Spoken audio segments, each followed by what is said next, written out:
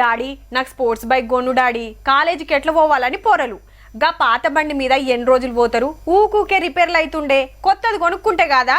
చిన్న కారు అమ్మేసి పెద్దది తీసుకుందాం, గిట్లనే దూరం పోవాలంటే తిప్పలైతలేదా. ఇగో గిట్లనే అంటుంటారు. సరే చూద్దామని షోరూమ్ పోయి బండ్లు బేరం చేస్తుంటారు.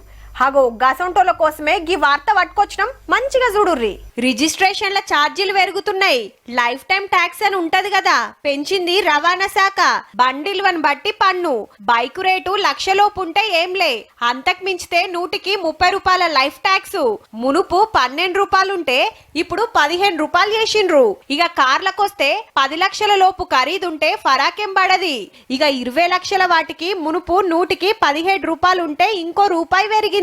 50 లక్షలు పెట్టి కొంటే 100కి 21 రూపాయల పన్ను కట్టాల్సి ఉంటది. ఒకళ్ళ 20 లక్షలకు మీద 50 లక్షల లోపు రేటు ఉంటే 20% ట్యాక్స్ పడుతుంది.